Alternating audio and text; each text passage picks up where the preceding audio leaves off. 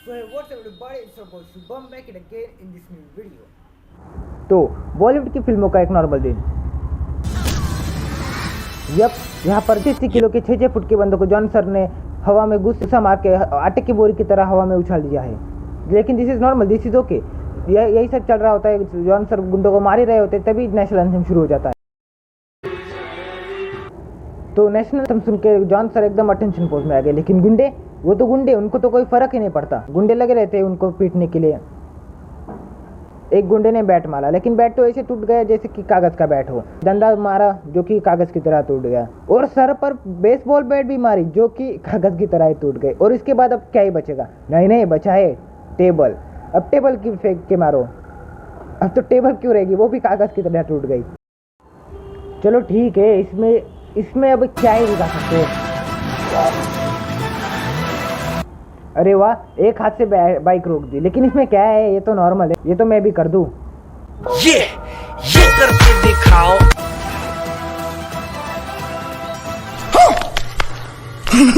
अरे वाह, यहाँ पर तो बाइक से मैं लोंडा भी उठा लिया, और उठाया तो उठाया, उसको राउंड राउंड घुमा भी रहा है। ये देखो मुझे तो मज़ा आ रहा है। और बाजू के आसपास के लोग देखो यार, उनको तो अलग ही आनंद मिल रहा है। 10-10 रुपए की एक्टिंग कवर वाली, और वो भी कह रहे होंगे अरे 10 रुपए की एक्टिंग कवर वाली है, आज ताली के अलग से लेंगे। हाँ,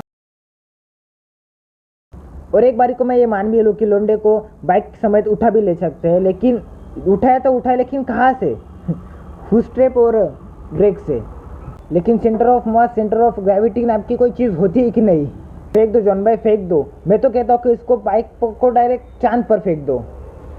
मैं मजाक कर रहा हूँ, सच में नहीं फेंकना था। तो जब भी हम बॉलीवुड की लॉजिक वाली मूवीज़ के बारे में बात करते हैं, तो हम पुरानी मूवीज़ के बारे में बात करते हैं, लाइक दिस।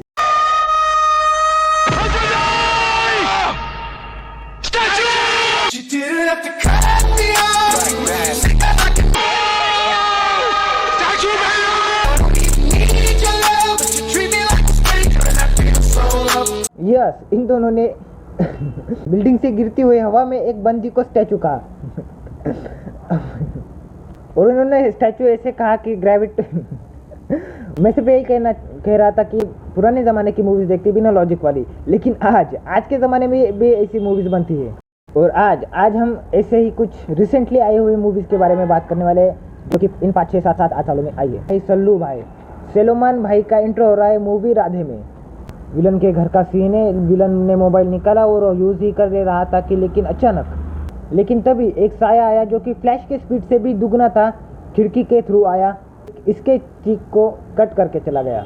और इसने फ्लैशबैक में देखा कि क्या हुआ। तो उसने देखा कि अपने भाई सलोमान भाई कांच तोड़ के हवा में कितने माले पे वो तो नहीं पता, लेकिन आ रहे इतनी स्पीड से। सलोमान भाई उड़ते हुए आए, खिड़की से फ्लैश की स्पीड से आए, और उन्होंने मुंह में एक कांच पकड़ा, और उन्होंने जिसकी वजह से उसका चीख कट गया। और इतना सब कुछ होने के बाद भी विलन को कुछ पता ही नहीं कि क्या हुआ, क्योंकि अपने सलोमान भाई फास्टेस्ट मैन अलाइव फास्ट, और फ्लैश तो क्या ही है इनके सामने। और यू नो व्हाट, ये विलन अपने सलोमान भाई की शक्ल देखते ही मर गया। आई नो इंट्रो सीन में और सीन कुछ भी दिखा देते हैं, लेकिन इतना शक्ल देखते ही मर जाता। कैसा विलन है यार ये। लेकिन ये कुछ ज़्यादा हो गया। और ये जो अगला सीन है ना, इसको देखने के बाद अपने आप आपके ब्रेन सेल्स को खो देंगे, क्योंकि फिल्म बनाने वाला भी है ना, तो वो भी यही सोच रहा था कि ऑडियंस को क्या ही पता चलेगा, ऑडियंस तो होती ही पागल है ना। तो रैंडमली ग्राउंड में से वरुण धवन अब एक फुटबॉल को किक मारते हैं, जो कि उड़ते उड़ते पार्किंग लॉट में जाके आती है, और एक बंदा भी उसको किक करता है, और वो किक जाता है एक दूसरे ग्राउंड में। लेकिन इतनी दूर कैसे गए? लेकिन वहाँ से एक लड़का किक मारता है, और वो कहाँ जाके, वो एक कंस्ट्रक्शन की बिल्डिंग में जाके, और वहाँ से एक बंदा हेडशॉट मारता है। वहाँ से एक जिम में जाती है, जिम में एक लड़की बॉस को किक करती है। उसके बाद एक नन उसको किक करती है।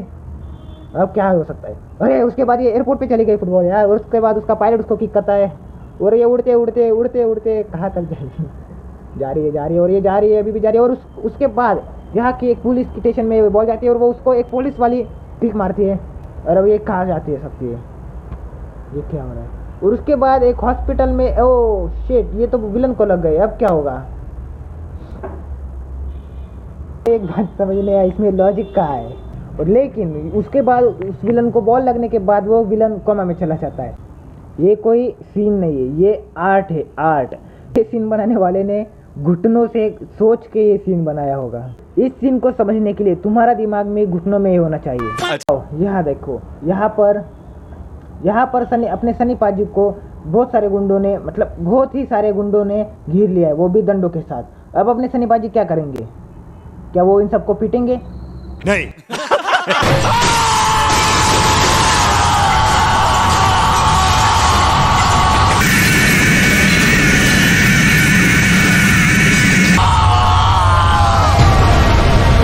यार ये क्या था? ये क्या था? ओ नो मैं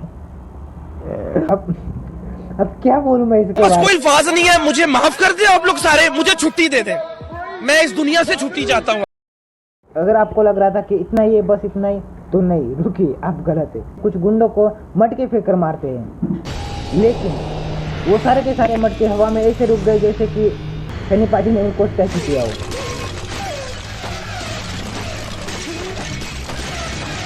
देखो, बचपन से हमें ये बताया गया है कि टाइम किसी के लिए नहीं रुकता, ये रुक सकता है अगर आप बॉलीवुड के हो तो।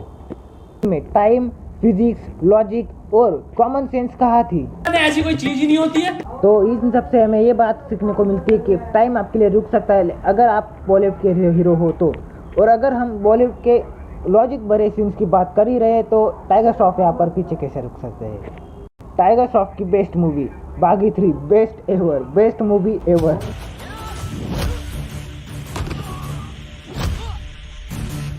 टाइगर श्रॉफ ने अपनी लात हवा में उछाल दी और यहाँ पर एक एक बंदा, एक एक करके 3 बंदे टोंग टोंग उनकी लात को चिपक जाते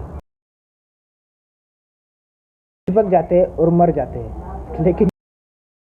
लेकिन इसे छोड़ो, असली मजा आता है इसके सेकेंड हाफ में, जब अपने टाइगर श्रॉफ सर सीरिया पहुंचते हैं। वहां पर पूरी सीरिया 1 लाख लोग टाइगर श्रॉफ पे गोलियां चला रहे हैं। टाइगर श्रॉफ इन सब से बच जाते हैं, क्योंकि अपने टाइगर श्रॉफ को यार गोली कैसे लग सकती है और उनको गोली कैसे लगेगी? वो बॉलीवुड के हीरो है, वो बुलेट प्रूफ है, वो बुलेट प्रूफ ने, वो बुलेट रेजिस्टेंट है। गोलियां उनके पास आकर उनको छू के निकल जा रही है और कह रही है कि ये तो बॉलीवुड का हीरो, इनको क्या है। लेकिन एक बात याद रखना, सबके सब हेलीकॉप्टर, तीनों के तीनों हेलीकॉप्टर जो है उनके पीछे है, लेकिन यहाँ पर तीनों के तीनों हेलीकॉप्टर उनके पीछे उड़ रहे हैं और एक हेलीकॉप्टर उनके ऊपर एक मिसाइल छोड़ता है, जिसकी वजह से अपने टाइगर श्रॉफ आगे की तरफ उड़ते हैं और एक हेलीकॉप्टर के ऊपर लटक जाते हैं। लेकिन तीनों के तीनों हेलीकॉप्टर तो पीछे तो ये कैसे हुआ? पीछे से उन्होंने एक मिसाइल फोड़ी और वो उनको लगी तो वो आगे की तरफ उड़ गए। वो उड़े तो उड़े, लेकिन इतने ऊपर कैसे उड़े? जब वो बॉम्ब फटा तो वो आगे की तरफ से पीछे टेलीपोर्ट हो गए। उनके पास एक टेलीपोर्टेशन की पावर है, इसका मतलब वो डॉक्टर स्ट्रेंज तो कुछ भी नहीं है इनके सामने। वीडियो के स्टार्टिंग में मैंने आपको एक सीन दिखाया था जो कि 2021 की सबसे लेजेंडरी मूवी सत्यमेव जयते 2 का एक सीन था, और अगला सीन भी ये उसी मूवी का है। तो चलिए देखते हैं।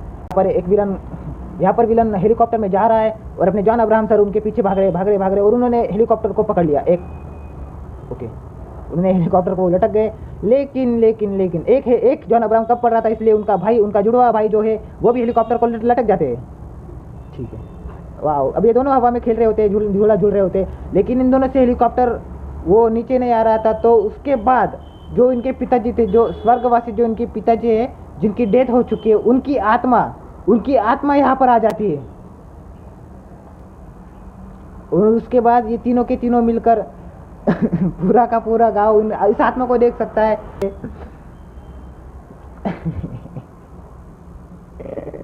और ये आत्मा मतलब दोनों के पिताजी मतलब ये डायरेक्टर ने क्या सोच के, मतलब राइटर ने क्या सोच के लिखा होगा यार कि तीनों के तीनों हम शक्ल होंगे।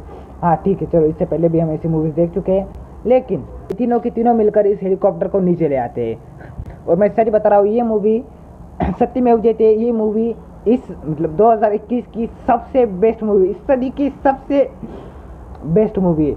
अब मुझे नहीं पता कि तुम ये लोग समझ पाओगे, ये नोटिस कर पाओगे कि एक लास्ट में ही एक मूवी रिलीज हुई थी, एक विलन रिटर्न्स करके। उसका एक सीन जिसपे अर्जुन कपूर स्टंट कर रहा होता है बाइक से, सच बता रहा हूँ, इतना फेक सीजीआई। एक बार आप अर्जुन कपूर का फेस देखो, मतलब छोटा बच्चा भी ये नोटिस कर लेगा। डूड मैं बता रहा हूँ, इससे पहले भी 10-30 सालों पहले भी लोग इस बाइक स्टंट कर लेते थे अच्छे से, लेकिन इतना फेक सीजीआई बना रखा है 100 करोड़ की बजट की मूवी में, जो कि 2022 में आई है, 2022 की मूवी से अच्छा तो उसका चेहरा ही नहीं दिखाते, पास से थोड़ा दूर से दिखा देते हैं, ये सीजीआई तो नोटिस नहीं होता। क्या हक दिया यार। ऐसे वीडियो और देखने के लिए मुझे सब्सक्राइब करो। आज के लिए बस इतना ही, तो लाइक करो, शेयर करो और सब्सक्राइब करो। जल्दी मिलते हैं नेक्स्ट वीडियो में, तब तक के लिए बाय बाय। और अगर आपको ये वीडियो पसंद आए तो लाइक कीजिए और चैनल को सब्सक्राइब करके बेल वाला आइकन भी दबा दीजिए। मैं मिलता हूँ आपको अगले वीडियो में, तब तक के लिए बाय बाय।